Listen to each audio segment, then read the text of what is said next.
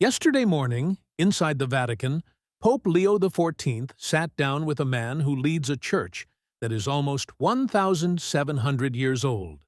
A church that survived genocide, that was scattered across the Middle East, that still exists, against all odds, in Lebanon, Syria, and Cyprus.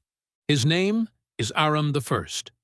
And the fact that this meeting happened yesterday tells you a lot about where the Catholic Church is trying to go, and why it matters right now. Let's get into it. Yesterday morning, May 18, 2026, Pope Leo XIV received His Holiness Aram I, Catholicos of the Armenian Apostolic Church, Holy See of Cilicia, for a private audience at the Vatican. It was the first official visit of Aram I to Pope Leo XIV. After the private meeting, which included an exchange of speeches and the presentation of gifts, the two leaders did something that doesn't happen very often. They prayed together. In the Urban VIII Chapel of the Apostolic Palace, two leaders, two ancient traditions, one prayer, and then Aram I went to the dicastery for promoting Christian unity, the Vatican office responsible for dialogue with other Christian churches, before meeting with other departments of the Roman Curia. Tomorrow, May 19th, he'll give a public lecture at the Pontifical Oriental Institute on the challenges facing the churches in the Middle East. But to understand why any of this matters, you need to know who Aram I actually is, and what church he leads. Armenia was the first nation on earth to adopt Christianity as its official religion. 301 A.D. Not Rome, not Constantinople, Armenia. Through the work of Saint Gregory the Illuminator, a nation embraced Christ and never let go. The Armenian Apostolic Church that grew out of that moment is one of the Oriental Orthodox churches, sometimes called pre-Chalcedonian churches. That means they parted ways with Rome and Constantinople after the Council of Chalcedon in 451 A.D. over a theological dispute about the nature of Christ. For centuries, the split seemed permanent. But here's something important. In recent decades, Catholic and Oriental Orthodox theologians have come to understand that the disagreement of 451 was more about language and terminology than about actual doctrine. The faith was the same, the words were different. That's a big deal, and it's why dialogue between Rome and these ancient churches has been steadily moving forward. Now, there are actually two Armenian Catholicos, two patriarchal sees. The first is in Echmiadzin, in Armenia itself, the original historic seat. The second is the one Aram I leads, the Catholicos of the Great House of Cilicia, based in Antelius, Lebanon. This seat serves the Armenian diaspora across the Middle East, communities in Lebanon, Syria, and Cyprus, who have been living in exile for over a century. Aram I has been Catholicos since 1995. That's over 30 years leading a church in one of the most volatile regions on earth. He is not just a religious leader, he is a builder of bridges. He was one of the founders of the Middle East Council of Churches, the body that brings together Christian communities across a region where Christians are a shrinking, often persecuted minority. He served in prominent positions within the World Council of Churches, and he has consistently prioritized his relationship with Rome, visiting the Vatican multiple times since becoming Catholicos, including during the Week of Prayer for Christian Unity in 1997. Pope Leo XIV acknowledged all of this in his speech. He called Aram I dear brother. He thanked him for his tireless ecumenical zeal. And he pointed to something beautiful.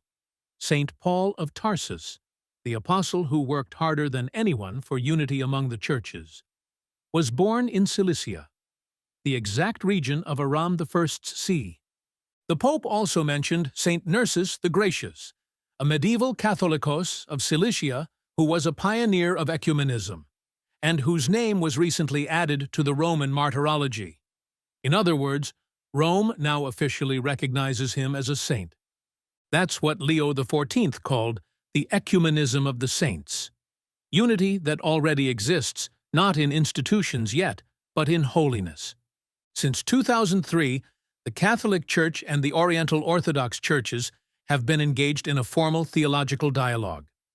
The Joint International Commission for Theological Dialogue. Armenian delegates are part of that commission. So far, 3 significant documents have been published together: on the nature and mission of the Church, on communion in the early Church, and on the sacraments. Pope Leo XIV said that he hopes this dialogue continues with renewed vigor, acknowledging that there have been recent difficulties because, in his words, there can be no restoration of communion between our churches without unity in faith. That sentence is important. He's not pretending unity is easy. He's not minimizing the real theological differences that still exist, but he's saying we keep going. Because communion is the goal. There was something else in the Pope's speech that you couldn't miss. Lebanon. Aram I's see is based in Antelius, Lebanon. His church lives in Lebanon. And Lebanon, as most of you know, has been going through years of crushing crisis, economic collapse, political paralysis, the aftermath of the Beirut port explosion, and now renewed pressure on the country's unity and stability. Pope Leo XIV visited Lebanon last December. He called it a land so dear to my heart. And yesterday, he said something that lands differently when you hear it in full. At a time when the unity and integrity of your country are once again under threat, our churches are called to strengthen the fraternal bonds that unite not only Christians amongst themselves, but also with their brothers and sisters from other communities in their shared homeland. He's talking about Christians and Muslims living together. He's talking about Lebanon's fragile experiment in coexistence, an experiment that has been breaking apart under pressure for decades. And he's saying the Church's job is not to retreat. It's to strengthen those bonds. He assured Aram I of his daily prayers for the people of Lebanon and the churches of the Middle East. These were not diplomatic words. Coming from a pope who was just there 6 months ago, they carried real weight. We are days away from Pentecost. The Pope mentioned this at the end of his speech, the feast of the Holy Spirit, the moment the Church was born, the moment that broke down barriers of language and culture and nation. And Leo XIV said he was grateful to pray together with Aram I, asking the Spirit to grant us the gift of unity, bestow upon us enduring peace, and renew the face of the earth. That's the frame for all of this.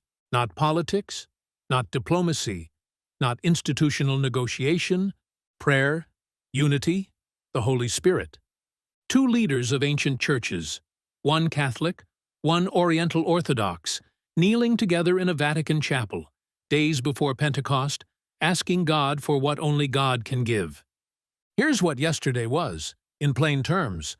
Pope Leo XIV met with the leader of one of the oldest Christian communities in the world, a community that has survived genocide, exile, and crisis, a community living at the center of one of the world's most unstable regions. They talked. They exchanged gifts. They prayed. And in doing so, they moved something, slowly, carefully, but really, toward the unity that Christ asked for the night before he died. This is what ecumenism looks like when it's not just a word. It looks like 2 men who lead different traditions, sitting in a room, calling each other brother, and walking into a chapel together to pray. It doesn't make headlines, but it matters. If this video helped you understand what happened yesterday and why it matters, share it with someone who wants to follow what the Church is actually doing in the world. Like the video, subscribe to Catholic Snack, and drop a comment below. Do you think Christian unity is actually possible? What would it take? See you in the next one.